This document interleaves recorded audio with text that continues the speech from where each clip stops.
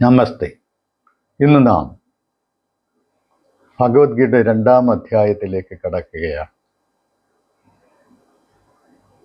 1-ാം അധ്യായത്തിൻ്റെ അവസാനം നാം കണ്ടത് അർജുനൻ യുദ്ധം ചെയ്യത്തില്ല എന്ന് പറഞ്ഞ് തേർത്തെട്ടിലിരിക്കുന്നതാണ്.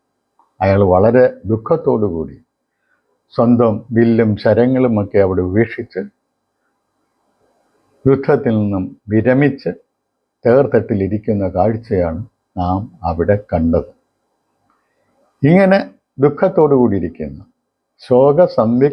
സംവിഗ്ന മാനസനായിട്ടിരിക്കുന്ന അർജുനനെ കൃഷ്ണൻ ഉപദേശിക്കുന്ന രംഗങ്ങളാണ് 2-ാം അധ്യായത്തിൽ നാം കാണുന്നത്. അർജുനൻ ഉന്നയിക്കുന്ന പ്രധാനപ്പെട്ട 2 പ്രശ്നങ്ങളാണുള്ളത്. ഒന്ന്, താൻ ബന്ധുക്കളെ കൊല്ലുന്നു. അതാണ് അദ്ദേഹത്തിൻ്റെ ധാരണ. ബന്ധുക്കളെ കൊന്നാൽ തങ്ങൾ സ്ഥിരമായി പാപപങ്കിലരായി നരകത്തിൽ കഴിയേണ്ടി വരും. ഇതാണ് 2-ാമത്തെ കാര്യം. ഇപ്പം കൃഷ്ണൻ ഉത്തരം പറയേണ്ട 2 കാര്യങ്ങളാണുള്ളത്. ഒന്ന്, നീ ബന്ധുക്കളെ കൊല്ലുന്നുണ്ടോ ഇല്ലയോ? കൊല്ലുന്നില്ലെന്നുള്ള ഉത്തരവാണ് കൃഷ്ണൻ 2-ാം അധ്യായത്തിൽ പറഞ്ഞു തുടങ്ങുന്നത്. 2-ാമത്തെ കാര്യം, നരകയാതന, നരകത്തിൽ പോയി സ്ഥിരവാസം ഉറപ്പിക്കേണ്ട കാര്യമുണ്ടോ? കൊല്ലുന്നില്ലെങ്കിൽ പിന്നെ ആ പ്രശ്നം ഉദിക്കുന്നില്ല. അപ്പോൾ ഇതിന് 2-നുമാണ്. അതായത് പാപമേൽക്കാതെ എങ്ങനെ കർമ്മം ചെയ്യാം. അപ്പം ഇങ്ങനെ കൊല്ലുന്നില്ല എന്ന് പറയുമ്പോൾ മിണ്ടാതെ വെറുതെ എവിടെയെങ്കിലും ഇരിക്കുകയല്ല ചെയ്യുന്നത്. യുദ്ധത്തിൽ നിന്ന് വിരമിച്ച് എവിടെയെങ്കിലും ഇരിക്കുകയല്ല ചെയ്യുന്നത്. യുദ്ധം ചെയ്യണം, കർമ്മം ചെയ്യണം. കർമ്മം ചെയ്യാതെ ആർക്കും ജീവിക്കാൻ പറ്റത്തില്ല. അതാണ് ഭഗവത്ഗീതയും പറയുന്നത്, അതാണ് ഈശാവാസ്യ ഉപനിഷത്തും പറയുന്നത്. കർമ്മം അനിവാര്യമാണ്. കർമ്മമില്ലാതെ നിങ്ങൾക്ക് ഒരാൾക്കും ജീവിക്കാൻ പറ്റത്തില്ല. നിങ്ങൾക്ക് പാപമേൽക്കാതെ എങ്ങനെ കർമ്മം ചെയ്യണം അത് ഉപദേശിച്ചു കൊടുക്കണം. അങ്ങനെ 2 രീതിയിലുള്ള ഉപദേശങ്ങളാണ് ഭഗവത്ഗീതയിൽ നമുക്ക് കാണാൻ പറ്റുന്നത്. ഒന്ന്, നാം ഒരാളെ കൊല്ലുന്നുണ്ടോ അല്ലെങ്കിൽ കൊല്ലുന്നില്ലയോ, നമ്മളെ ആർക്കെങ്കിലും കൊല്ലാൻ പറ്റുമോ അതോ കൊല്ലാൻ പറ്റത്തില്ലയോ? ഇതാണ് 1-ാമത്തെ പ്രശ്നം. ശ്രീകൃഷ്ണൻ നേരെ അങ്ങ് പറയുകയാണ്, നീ ആരെയും കൊല്ലുന്നൊന്നുമില്ല. എന്തുകൊണ്ട്? അതൊക്കെ വിശദീകരിക്കുകയാണ്.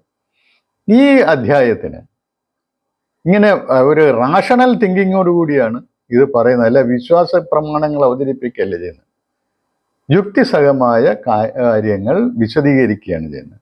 യുക്തിസഹമായി പറയുന്നത് കൊണ്ടാണ് സാഖ്യയോഗം എന്നാണ് 2-ാം അധ്യായത്തിൻ്റെ പേര്. സാഖ്യം എന്ന് പറഞ്ഞു കഴിഞ്ഞാൽ റാഷണൽ തിങ്കിങ് ആണ്. അത് വിവേചനപരമായിട്ട് കാര്യങ്ങൾ കാണുന്നതിനാണ് സാഖ്യബുദ്ധി എന്ന് പറയുന്നത്. അപ്പോൾ സാഖ്യയോഗമാണ് 2-ാം അധ്യായം. അതിനകത്ത് കൃഷ്ണൻ ഉപദേശിക്കുന്ന ഈ സാഖ്യ ബുദ്ധിയാണ്. അതിനോടൊപ്പം യോഗ ബുദ്ധിയുടെ കർമ്മയോഗത്തിൻ്റെ അടിസ്ഥാനം കൂടി അവിടെ പറഞ്ഞു വെക്കുന്നു. അപ്പോൾ ഇത് 2മാണ് കൃഷ്ണൻ 2-ാം അധ്യായത്തിൽ പറയുന്നത്. അധ്യായത്തിൻ്റെ പേര് സാഖ്യയോഗം. ഇതിൽ 72 ശ്ലോകങ്ങളാണുള്ളത്. നേരത്തെ ഞാൻ പറഞ്ഞ 2 കാര്യങ്ങളാണ് ഇതിൽ അവതരിപ്പിക്കുന്നത്. അതെന്താണെന്ന് നോക്കാം. അധ്യായം തുടങ്ങുന്നത് തന്നെ സഞ്ജയൻ ധൃതരാഷ്ട്രോട് റിപ്പോർട്ട് ചെയ്യുകയാണ്. ഇങ്ങനെ ഇരിക്കുന്ന അർജുനനോട് കൃഷ്ണൻ പറയുകയാണ്. എന്താണ് പറഞ്ഞത്? തം തഥാ കൃപയാവിഷ്ടം അശ്രുപൂർണ ആകുലേക്ഷണം വിഷീദന്തം ഇതം വാക്യം ഉവാച മധുസൂദനൻ ഈ വാക്കുകൾ പറഞ്ഞു. ശ്രീ ഭഗവാൻ ഉവാച കുതസ്ത്വാ കശ്മലമിതം വിഷമേ സമുപസ്ഥിതം. ശ്രീകൃഷ്ണൻ സംഭാഷണം തുടങ്ങുന്ന ശ്ലോകമാണിത്. ഈ ഗീതയിൽ അദ്ദേഹം സംഭാഷണം തുടങ്ങുന്ന ശ്ലോകമാണ് ഈ 2 ശ്ലോകം. അദ്ദേഹം പറയാണ്, കുതസ്ത്വ, അർജുനനോട് ചോദിക്കാണ്, കുതസ്ത്വ, എവിടുന്നാണ് നിന്നെ കശ്മലമിതം വിഷമേ സമുപസ്ഥിതം, ഇത്തരത്തിലുള്ള വൃത്തികെട്ട ചിന്ത നിന്നെ ഈ വിഷമഘട്ടത്തിൽ എവിടുന്നാണ് വന്ന് ബാധിച്ചത്?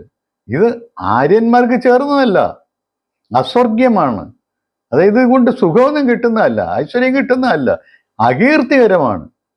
നിന്നെ ദുഷ്കീർത്തി ബാധിക്കുകയും ചെയ്യും ഇത്തരത്തിൽ ചിന്തിച്ചാൽ. എന്നിട്ട് ഉപദേശിക്കുകയാണ് എന്താണ്? ക്ലൈബ്യം ആസ്മഗമപാത്ത, ഇത്തരത്തിലുള്ള ഉപേക്ഷകൾ, ഇത്തരത്തിലുള്ള വൃത്തികെട്ട ചിന്തകൾ, മടി നിന്നെ ബാധിക്കാൻ പാടില്ല. നീ മടി പിടിച്ചല്ലേ മാറുന്നത്. അങ്ങനെയാണ് ഞാൻ കാണുന്നത്. നീ അത് മടിയന്മാരുടെ വാക്കുകളാണ് നീ പറയുന്നത്. അങ്ങനൊന്നും പറഞ്ഞ് പിന്മാറാൻ പറ്റത്തില്ല. പിന്മാറരുത് പാർത്ഥ. ന ഏതത് തൊയി ഉപപദ്യതേ, നിന്നിൽ ഇത് ചേരുന്നതല്ല, നിനക്കിത് നല്ലതല്ല, അല്ലെങ്കിൽ നിന്റെ ഭാഗത്ത് നിന്ന് ഇങ്ങനെ ഒരെണ്ണം ഉണ്ടാകാൻ പാടില്ലാത്തതാണ്. ക്ഷുദ്രം ഹൃദയ ദൗർബല്യം, ക്ഷുദ്രമായ ഈ ഹൃദയ ദൗർബല്യത്തെ ഉപേക്ഷിച്ചിട്ട് തെക്വ ഉത്തിഷ്ഠ പരന്തപ, എന്നിട്ട് എഴുന്നേക്കൂ ശത്രുനാശന, അതാണ് പരന്തപ. അങ്ങനെ പറയാണ്. അപ്പോൾ അങ്ങനെ പറഞ്ഞ് ഒരു നിർദ്ദേശം കൊടുത്തപ്പോൾ അർജുനൻ തിരിച്ചു ചോദിക്കുകയാണ്. അർജുന ഉവാച കഥം ഭീഷ്മം അഹം സംഖ്യേ ദ്രോണം ച മധുസൂദന. മധുസൂദന, എങ്ങനെയാണ് ഞാൻ ഭീഷ്മരെയും അതുപോലെ തന്നെ ദ്രോണരെയും ഈ യുദ്ധത്തിൽ ഇഷുഫി പ്രതിയോത്സ്യാമി, ആയുധം കൊണ്ട് നേരിടുന്നത് എങ്ങനെയാണ്? പൂജാർഹൗ അരിസൂദന, അവർ പൂജാർഹന്മാരാണ്. അവർ രണ്ടുപേരും പൂജാർഹന്മാരാണ്. ഞാൻ പൂജിക്കുന്ന ആൾക്കാരാണ് അവരെ ഞാൻ എങ്ങനെ ആയുധം കൊണ്ട് നേരിടും ഈ യുദ്ധത്തിൽ? എനിക്കത് പറ്റില്ല. ഗുരുൻ അഹത്വ, അയാൾ തുടരുന്നു, ഗുരുൻ അഹത്വാ ഹി മഹാനുഭാവാൻ. ഞാൻ ഭൂമിക്ക് വേണ്ടിയാണല്ലോ, രാജ്യത്തിന് വേണ്ടിയാണല്ലോ ഇവരെ കൊല്ലൻ, പൂജാർഹരായിട്ടുള്ള എൻ്റെ ഈ ഗുരുവിനെയും പിതാമഹനെയും കൊല്ലാൻ തുനിഞ്ഞിറങ്ങുന്നത് ഭൂമിക്ക് വേണ്ടിയാണല്ലോ.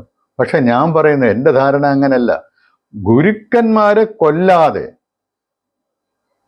കൊല്ലുന്നത് ഒഴിവാക്കിയിട്ട് ശിക്ഷയെടുത്ത്, അതിനേക്കാൾ ഗുരുക്കന്മാരെ കൊല്ലുന്നതിനേക്കാൾ കൊന്ന് എന്തെങ്കിലും സമ്പാദിക്കുന്നതിനേക്കാൾ ശിക്ഷയെടുത്ത് ജീവിക്കുന്നതാണ് കൃഷ്ണ ശ്രേയസ്കരമായിട്ടുള്ളത്. അങ്ങനെയാണ് എൻ്റെ വിചാരം.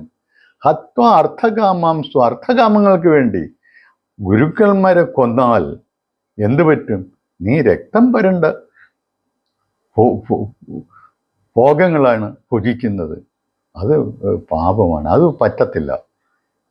എന്നിട്ട് അയാൾ പറയുന്നത്, അപ്പോൾ അത്രേ ആയപ്പോഴത്തേക്ക് അയാൾക്ക് വല്ലാതെ ഒരു മാനസിക പ്രയാസം ഉയർന്നു വന്നു. അയാൾ പറയുകയാണ്, ഒരു നിസ്സഹായത അയാളുടെ ഉള്ളിൽ വന്നു.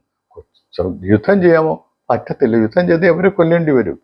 എനിക്ക് പൂജാർഹരാണ്, ഇവരെ ഞാൻ എങ്ങനെയാണ് കൊല്ലുന്നത്? അപ്പോൾ എന്നിട്ട് പറയാണ്, നച്ച ഏതദ് വിദ്മ കതരന്നോ ഗരീയു യദ്വാ ജയമ യദിവാ ജയേയുഹു യദിവാ നോ ജയേയുഹു. എനിക്ക് ഏതാണ് നല്ലതെന്ന് എനിക്ക് അറിഞ്ഞുകൂടാ, മെച്ചമായിട്ടുള്ള ഏതാണെന്ന് എനിക്ക് അറിഞ്ഞുകൂടാ. ഞാൻ ഇവരെ കൊല്ലുന്നതാണോ, ഇവരെ ജയിക്കുന്നതാണോ, അതോ അവരെന്നെ ജയിക്കുന്നതാണോ? ആരെ കൊന്നിട്ടാണോ ജീവിക്കാൻ ഞങ്ങൾ ഇഷ്ടപ്പെടാത്തത്, അവര് ധാർത്തരാഷ്ട്രന്മാരുടെ സൈന്യത്തിൽ ഏറ്റവും മുൻപന്മാരായി നിൽക്കുന്നു. യാനേവ ഹത്വ ന ജിജീവിഷാമഹ തേ അവസ്ഥിത പ്രമുഖേ ധാർത്തരാഷ്ട്രാഹ. ഇതാണ് അയാളുടെ ധർമ്മസങ്കടത്തിന് കാരണം.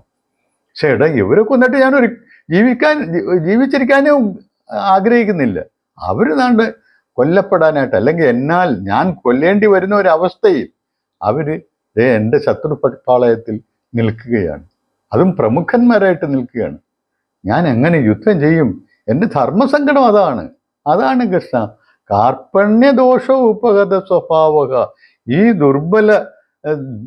ദൗർബല്യത്തിൻ്റെ ഈ ദോഷങ്ങളാൽ ബാധിക്കപ്പെട്ട ഞാൻ, അതുപോലെ തന്നെ എന്താണ് ധർമ്മം, അല്ലെങ്കിൽ ധർമ്മം ഇവിടെ ആവശ്യപ്പെടുന്നത് എന്താണെന്ന് നിശ്ചയമില്ലാത്ത ഞാൻ അങ്ങയോട് ചോദിക്കുകയാണ്.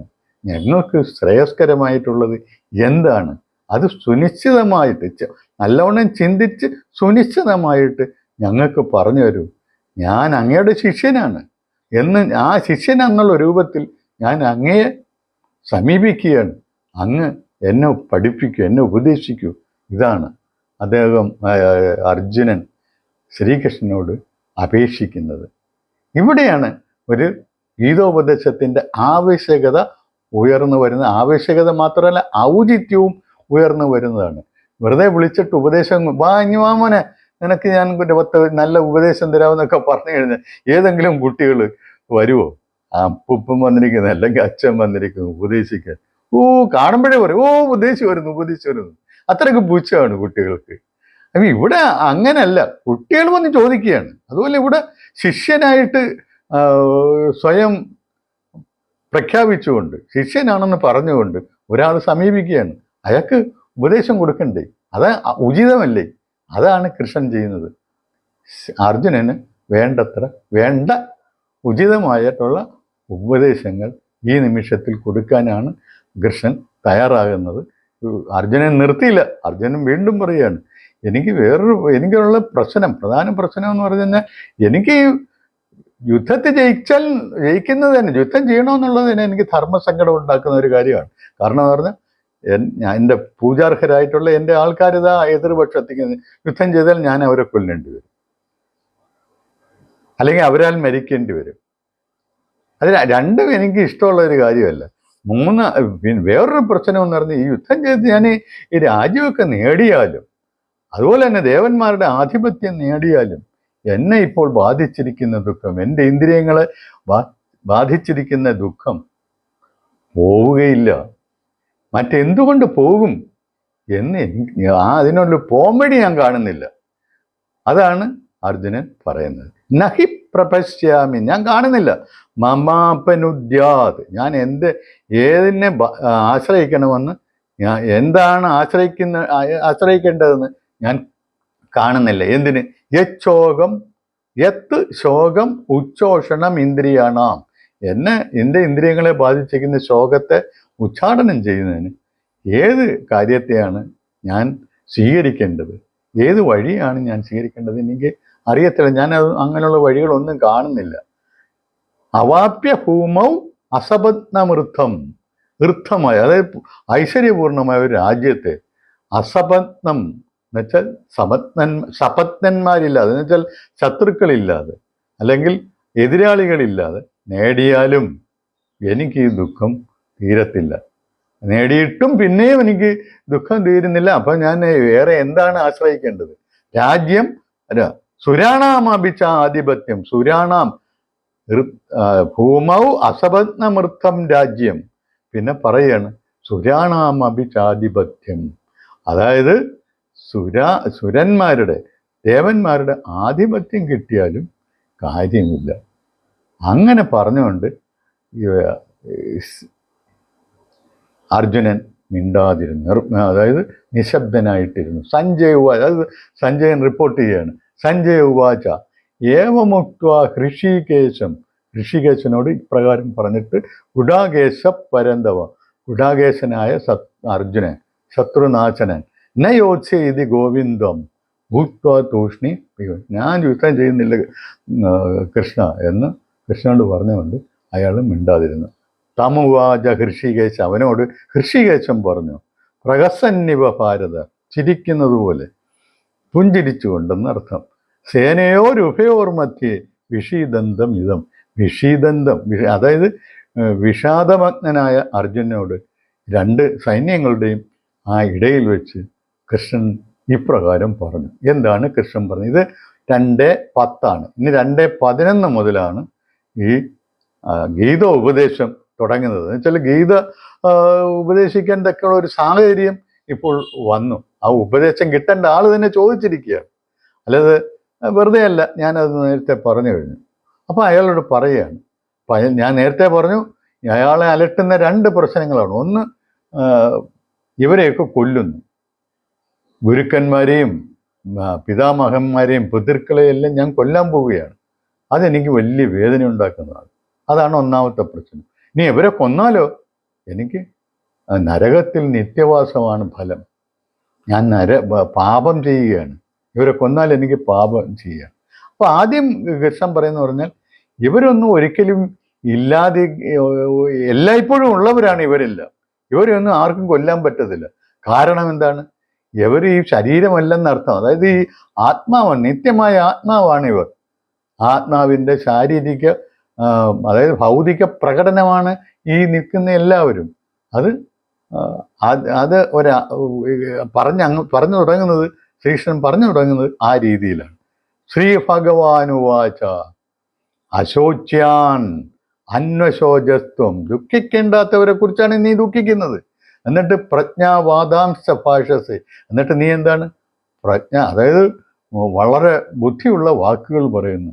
ഗതാസൂൻ അഗതാസും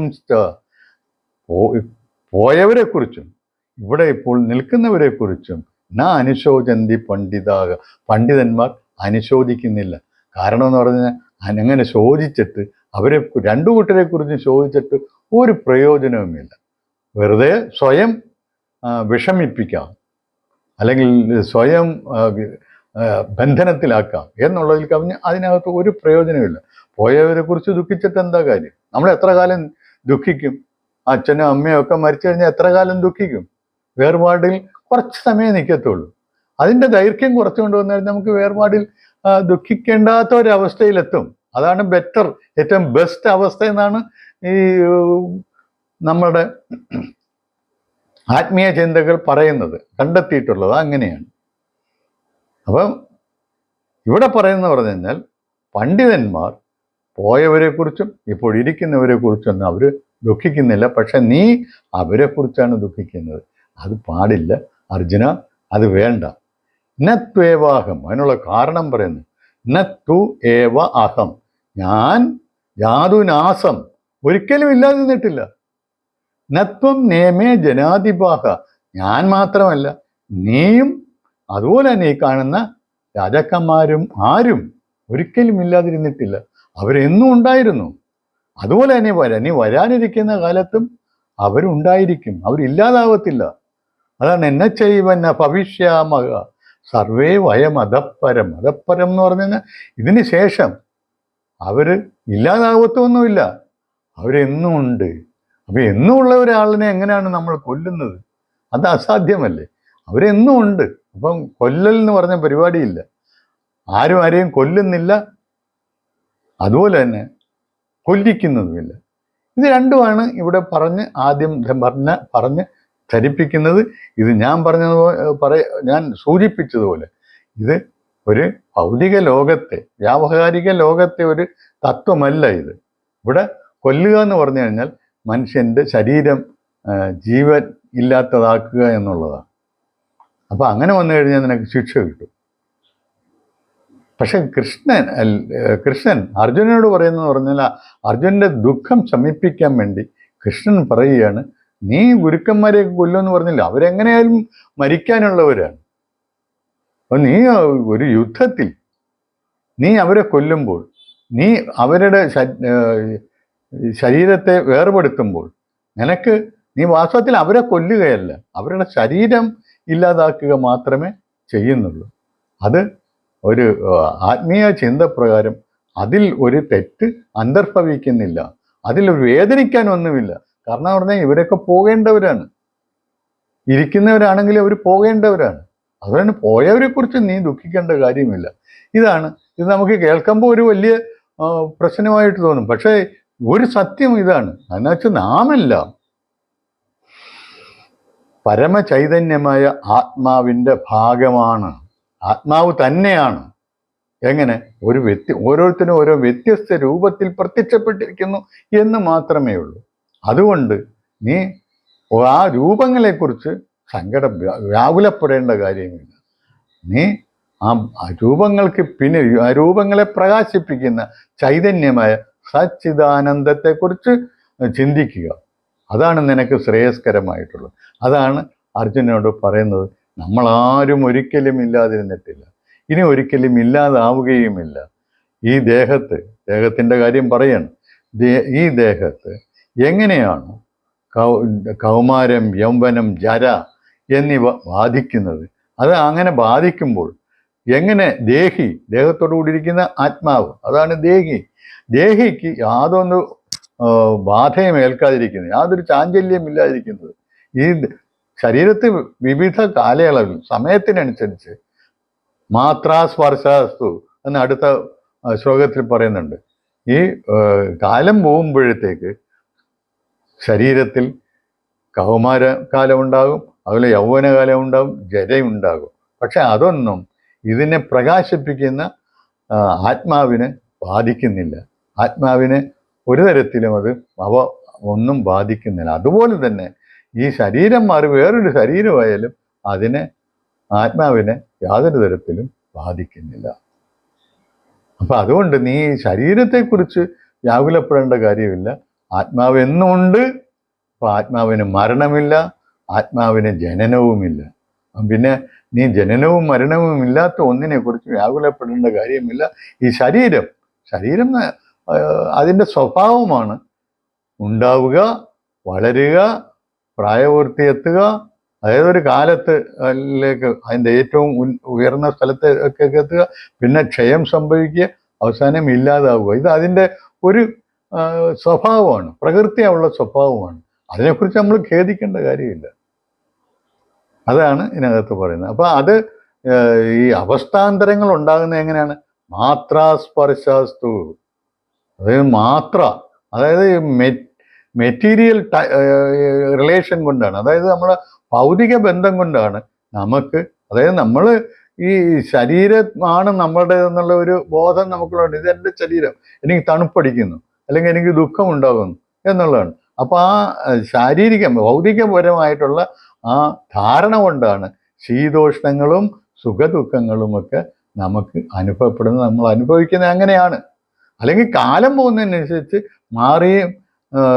ഉണ്ടായും മാറിയും ഇരിക്കുന്ന കാര്യങ്ങളാണ് ശീതോഷ്ണങ്ങളും സുഖദുഃഖങ്ങളും. അത് വന്നും പോയും ഇരിക്കും. അത് അനിത്യമാണ്. അതിനെ സഹിക്കുക എന്നുള്ളതല്ലാതെ മറ്റു മാർഗങ്ങളില്ല.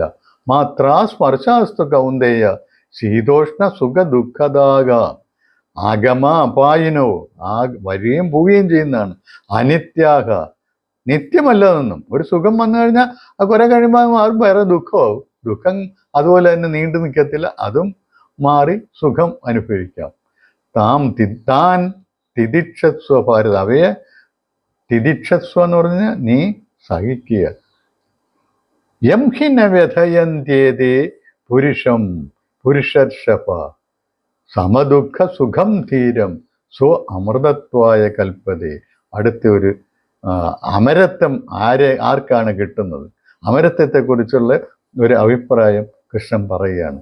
അതായത് ഒരിക്കലും മരിക്കാതിരിക്കുന്ന, മരണമില്ലാത്ത അവസ്ഥ. എന്താണ് ആ മരണമില്ലാത്ത അവസ്ഥ എന്ന് പറയുന്നത്? ശരീരം ഒരിക്കലും ഇല്ലാതായി അങ്ങനെ നിൽക്കും എന്നുള്ളതല്ല അമരത്വം എന്ന് പറയുന്നത്. ശരീരം നശിക്കും എന്നുള്ളത് പറഞ്ഞു കഴിഞ്ഞു. അപ്പം ശരീരം ഉള്ളപ്പം തന്നെ അമരത്വം എങ്ങനെയാണ് നമുക്ക് കിട്ടുന്നത്? അമരന്മാരാണ് എന്നൊക്കെ പറഞ്ഞ് നമ്മൾ വല്ല മുദ്രാവാക്യങ്ങൾ കേട്ടോ, മരിക്കുന്നില്ല എന്നൊക്കെ പറഞ്ഞിട്ട്. ഈ ശരീരം പോയി, പിന്നെ എന്താണ് മരിക്കാത്തത്? അപ്പം അമരന്മാരെന്ന് പറഞ്ഞാൽ എന്താണ്? അതാണ് ഇവിടെ പറയുന്നത്.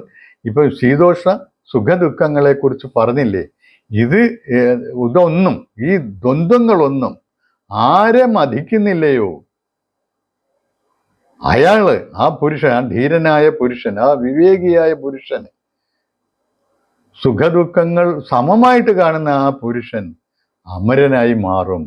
അയാൾ അമരത്വത്തിന് യോഗ്യനാണ്. ഇതാണ് ഇതിനകത്ത് പറയുന്നത്. യംഹിന വ്യഥയന്തി, ആരെയാണോ ആർക്കാണ് വ്യഥ ഉണ്ടാക്കാത്തത്? ഏതേന്ന് പറഞ്ഞാൽ ശീതോഷ്ണ സുഖദുഃഖങ്ങൾ. പുരുഷം, ഏതു പുരുഷനെയാണോ എന്നർത്ഥം. ഹേ പുരുഷർഷഭ, അർജുനോട് പറയുന്നത്, ഹേ പുരുഷർഷഭ, ഏതു പുരുഷനെയാണോ? സമദുഃഖ സുഖം ധീരം, ഏതു പുരുഷനെയാണോ ഈ ശീതോഷ്ണ സുഖദുഃഖങ്ങളെന്ന ദ്വന്ദ്വ അവസ്ഥകൾ ബാധിക്കാത്തത്, ദ്വന്ദ്വ അവസ്ഥകൾ ചലിപ്പിക്കാത്തത്, വേദനിപ്പിക്കാത്തത്, സുഖവും ദുഃഖവും സമമായ ആ ധീരനായ മനുഷ്യൻ അമരത്വത്തെ പ്രാപിക്കും. ഇതാണ് കൃഷ്ണൻ പറയുന്നത്. അപ്പൊ അമരത്വം ഇതാണെങ്കിൽ മരണം എന്താണെന്ന് നമ്മൾ ആലോചിക്കണം. ശീതോഷ്ണ സുഖദുഃഖങ്ങളെ എന്താണ് സമമായിട്ട് കാണാൻ പറ്റുന്നത്. അതിലൊക്കെ വീണു പോകുന്നു. സുഖം വന്നു കഴിഞ്ഞാൽ എന്താണ് അർമാദിക്കുക എന്നൊക്കെ പറയത്തില്ല, അങ്ങനെ അതിലങ്ങ് മുഴുകുകയാണ്, അതിന് കീഴ്പ്പെട്ടു പോവുകയാണ്. അതിൽ ദുഃഖം വന്നാലും പൂർണ്ണമായിട്ടും അതിനങ്ങ് അടിപ്പെട്ടു പോവുകയാണ്.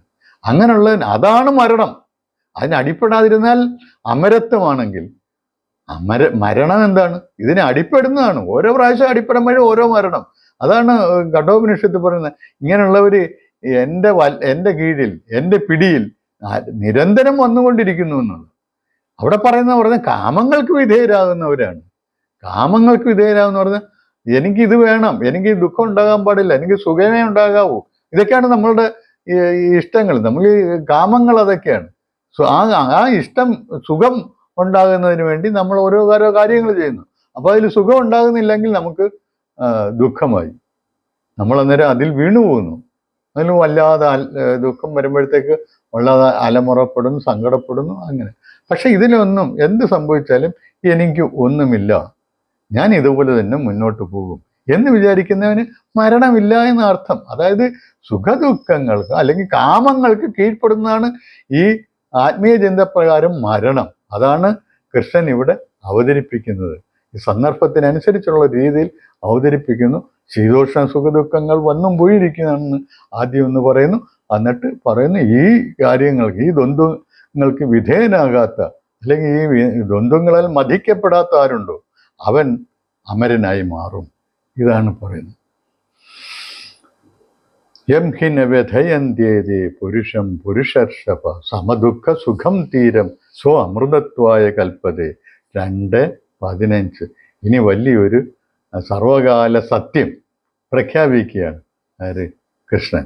കൃഷ്ണൻ പറയാൻ ഈ വന്നും പോയി ഇരിക്കുന്ന കാര്യങ്ങളെക്കുറിച്ചൊക്കെ പറഞ്ഞല്ലോ. അങ്ങനെ വന്നും പോയി ഇരിക്കുന്ന കാര്യങ്ങളൊന്നും സത്തല്ല, അതായത് സ്ഥിര സ്വഭാവമുള്ളതല്ല. അപ്പം അതാണ് ന അസതോ വിദ്യതേ ഭാവോ. അസത്തിന് ഭാവം ഉണ്ട് എന്നൊരവസ്ഥയില്ല. അസത്ത് എന്ന് പറഞ്ഞാൽ അത് ഒരിക്കലും അതിന് ഉണ്ട്, അത് സ്വയമേവ നിൽക്കാൻ പറ്റത്തില്ല. ന അഭാവോ വിദ്യതേ സതഃ. സത്തിന് ഇല്ല എന്നൊരവസ്ഥയുമില്ല, അതെപ്പോഴും ഉണ്ടായിരിക്കും. എപ്പോഴും ഉള്ളതാണ് സത്ത്. അതാണ് സത്ത്, ചിത്ത്, ആനന്ദം എന്ന് നമ്മൾ പിന്നെ ആത്മാവിൻ്റെ 3 ഘടകങ്ങളെക്കുറിച്ച് പഠിച്ചിട്ടുണ്ട്. സച്ചിദാനന്ദം എന്ന് പറയുന്നത് സത്ത്, ചിത്ത്, ആനന്ദമാണത്. അത് സന്ധി വരുമ്പോഴത്തേക്കാണ് സച്ചിദാനന്ദമാകുന്നത്. അപ്പം ന അഭാവോ വിദ്യതേ സതഃ. ഏറ്റവും പ്രധാനപ്പെട്ട ഒരു ശ്ലോകം അല്ലെങ്കിൽ ഒരു വരിയാണ്. ആ ശ്ലോകത്തിലെ ഒരു വരിയാണിത്. ന അസതോ വിദ്യതേ ഭാവഃ. ഭാവമില്ല ഏതിന്? അസത്തിന്. അതുപോലെ തന്നെ ന അഭാവോ വിദ്യതേ സതഃ. സത്തിന് അഭാവവുമില്ല. ഇതാണ് നമ്മൾ അറിഞ്ഞിരിക്കേണ്ടത്. സത്തിൻ്റെ നിർവചനമാണിത്. സത്തെന്ന് പറഞ്ഞു കഴിഞ്ഞാൽ ഇല്ല എന്നൊരവസ്ഥ ഇല്ലാത്തതേതോ അതാണ് സത്ത്. അഭാവമില്ലാത്തതാണ് സത്ത്. ഉഭയോരഭിദൃഷ്ട അന്തസ്ത്വ അനയോസ്തത്വദർശിഭിഹി. ഇതിനെ രണ്ടിൻ്റെയും ഉള്ളു കണ്ടവരാണ് അത് തത്വദർശികളായിട്ടുള്ള ആൾക്കാർ. ഇനി പറയാണ് അവിനാശി തു തദ്വിത്തി ഏന സർവമിതം തതം.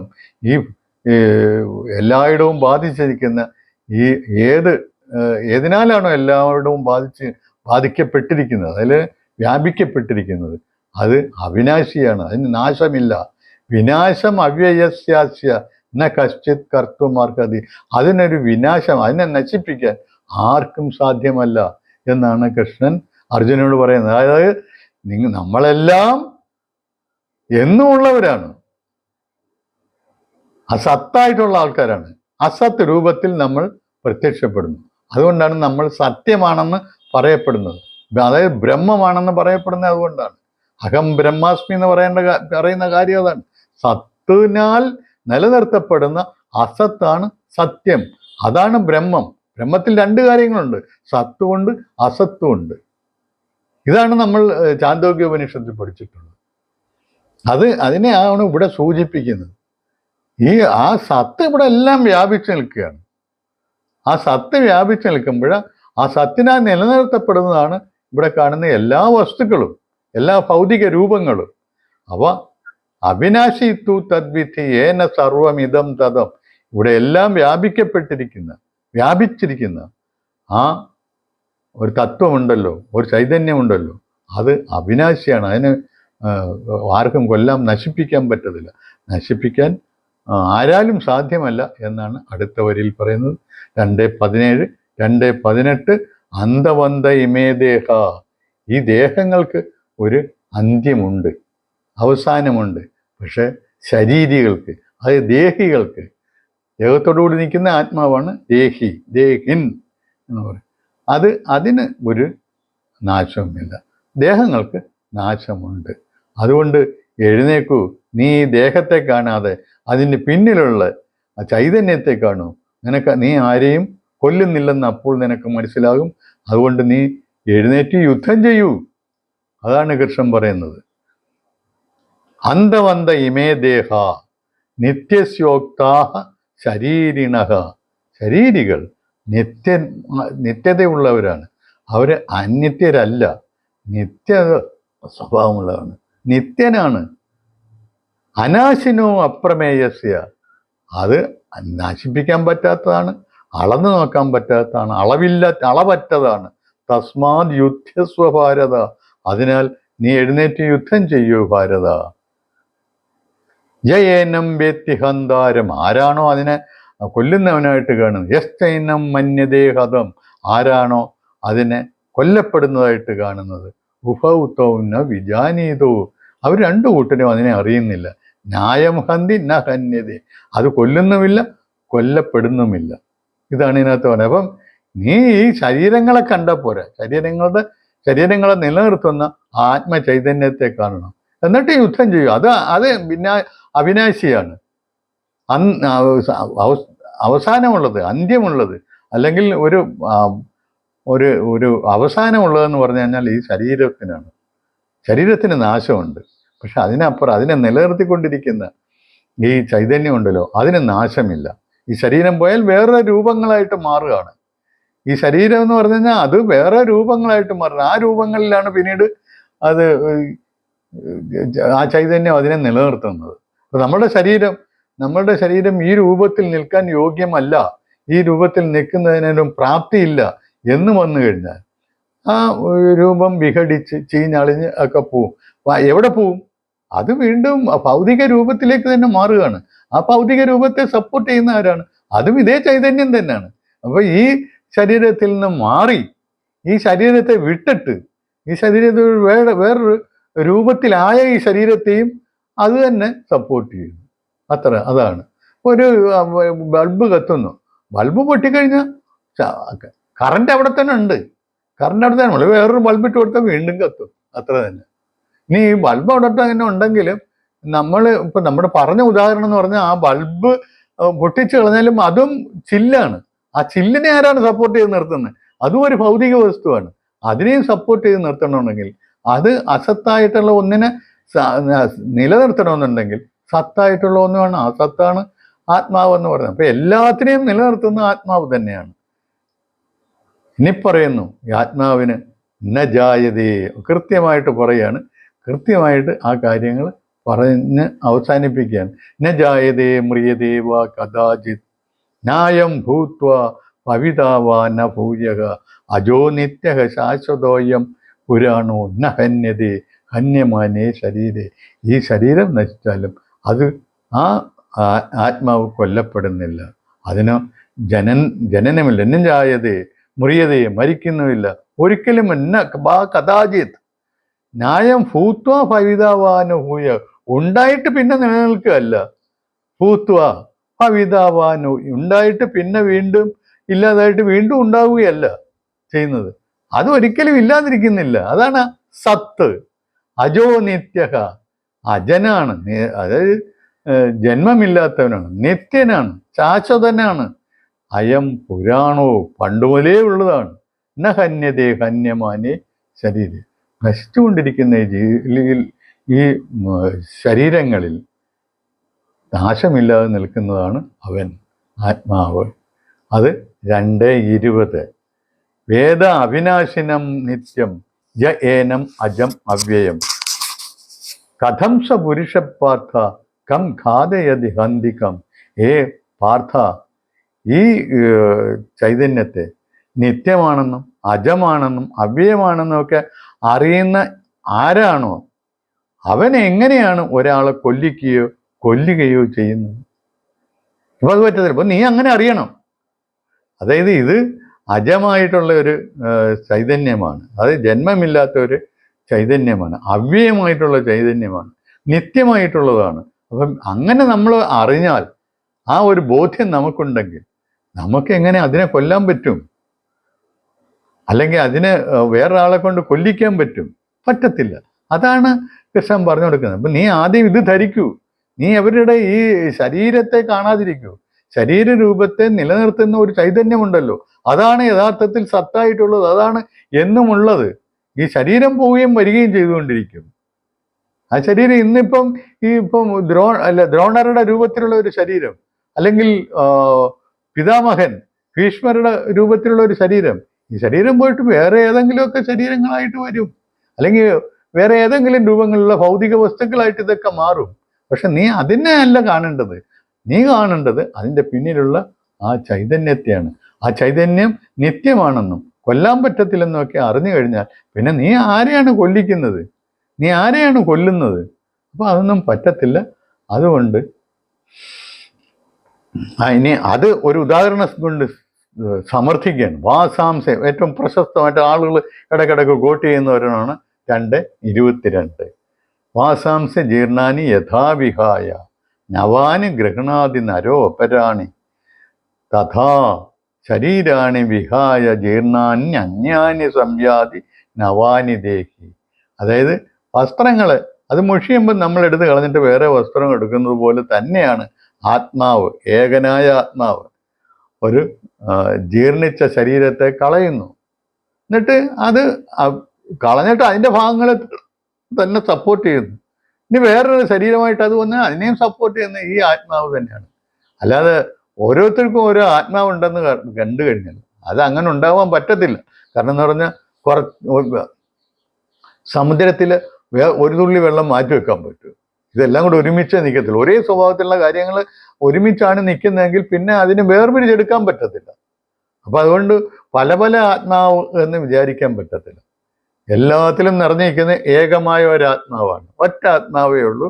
അത് ഈ ശരീരം പോയാൽ വേറെ ഏതെങ്കിലും ശരീരം, അല്ലെങ്കിൽ വേറെ ഏതെങ്കിലും രൂപത്തിലുള്ള ഭൗതിക വസ്തു, ഇത് മാത്രമേ വരുന്നുള്ളൂ. ഇപ്പം ഇത് ഒരു നേരത്തെ പറഞ്ഞ ഉദാഹരണം, എല്ലാ ശരീരം ഇല്ലാതായി ഞാൻ ചാരമായി പോയെന്നിരുന്നുണ്ട്. ഇപ്പം ചാരത്തെയാണ് അത് സപ്പോർട്ട് ചെയ്യുന്നത്, വേറെ അതിനകത്ത് യാതൊരു വ്യത്യാസവും വരുന്നില്ല. അപ്പം എന്തൊക്കെ ഭൗതിക വസ്തുക്കളുണ്ടോ അത് നിലനിൽക്കണമെന്നുണ്ടെങ്കിൽ അതിന് പിന്നിൽ അഭൗതികമായ ഒരു ചൈതന്യമുണ്ട്. ആ ചൈതന്യമാണ് ആത്മാവ്. ആത്മാവാണ് അതിനെല്ലാം നിലനിർത്തുന്നത്. ഈ ഭൗതിക വസ്തുവിന് എന്ത് രൂപാന്തരം ഉണ്ടായാലും ഏതെങ്കിലും രൂപത്തിൽ അതിനെ നിലനിൽക്കാൻ പറ്റുന്നില്ലെങ്കിൽ അത് വിഘടിച്ച് വേറെ രൂപത്തിലാകും. അങ്ങനെ എന്ത് രൂപാന്തരം ഉണ്ടായാലും അതിൻ്റെ ഒക്കെ ഉള്ളിൽ അതിനെ നിലനിർത്തുന്നതായിട്ടുള്ള ചൈതന്യം ഒരേ ഒരു ചൈതന്യം തന്നെയാണ്, അത് ആത്മാവാണ്. അതാണ് വാസാംസ ജീർണാനി യഥാവിഹായ നവാനി ഗൃഹണാതി നരോപരാണി തഥാ ശരീരാണി വിഹായ ജീർണാനി അന്യാനി സംയാതി നവാനി ദേഹി. ഈ ഒരു ഭാഗം നീയും ഞാനും അല്ലെങ്കിൽ ഇവിടെ നിറഞ്ഞു നിൽക്കുന്ന എല്ലാം ആത്മാവാണ്. ആ ആത്മാവിൻ്റെ ഭൗതിക പ്രകടനങ്ങളാണ് നമ്മൾ ഈ കാണുന്ന പ്രപഞ്ച വസ്തുക്കൾ എന്നുള്ള ആ തത്വം. അതാണ് ശരിക്കുള്ള സാഖ്യബുദ്ധി. അത് ഇവിടെ ഈ ഒരു 2 ശ്ലോകങ്ങൾ കൊണ്ടുകൂടി അത് പറഞ്ഞു തീരുകയാണ്. എന്നിട്ട് പിന്നെ അതിൻ്റെ വിശദീകരണങ്ങളും മറ്റുമാണ് പിന്നീട് വരുന്നത്. അത് നമുക്ക് പിന്നീട് ഈ 2 ശ്ലോകങ്ങളോടെ കണ്ട് നമുക്ക് ഈ വീഡിയോ ഉപസംഹരിക്കാം എന്ന് ഞാൻ വിചാരിക്കുന്നു. അത് 2:23, 2:22 വാസാംസി ജീർണാനി എന്നുള്ളത്. 2:23 നൈനം ചിന്തന്തി ശസ്ത്രാണി. അതിനെ ദൈവം പറഞ്ഞു വന്നില്ലേ, ആ ചൈതന്യത്തെ, അതിനെ ശസ്ത്രങ്ങൾക്കൊന്നും ഛേദിക്കാൻ പറ്റത്തില്ല. നൈനം ദഹതി പാവക, അതിനെ അഗ്നിക്ക് ദഹിപ്പിക്കാൻ പറ്റത്തില്ല. ന ചൈനം ക്ലേദയന്ത്യാപോ, ആപഹ എന്ന് പറഞ്ഞു കഴിഞ്ഞാൽ ജലത്തിന് അതിനെ നനയ്ക്കാൻ പറ്റത്തില്ല. ന ശോഷയതി മാരുതക, അതിനെ ശോഷിപ്പിക്കാൻ, അതിനെ വറ്റിച്ചെടുക്കാൻ മാരുതനും കഴിയുന്നില്ല. അപ്പം അതാണ് കാറ്റുകൊണ്ട് ഒന്നും അത് ശോഷിക്കത്തില്ലെന്നർത്ഥം.